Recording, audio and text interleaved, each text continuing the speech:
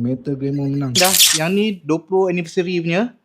Tapi dia punya feel tu tak sama guys dengan yang Digimon lama vintage ni kan.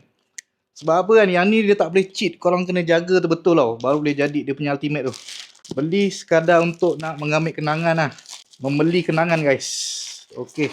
Satu aku dapat yang V1 punya. Satu lagi yang V2. Siap dapat dia punya packaging original dia Yang ni V1 Okay, satu lagi ni dia loose Dia punya packaging tak ada. Seller ni dah, aku rasa dah siap cheat lah. Okay, ni dia punya tab dia. Ada lagi. Tengah tidur lagi. Buka lampu. Okay, ni dia Metal Greymon ni. Mantap. So kita akan battle Masukkan. Okay.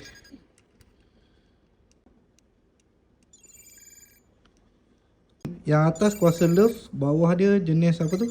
Peluru pandu.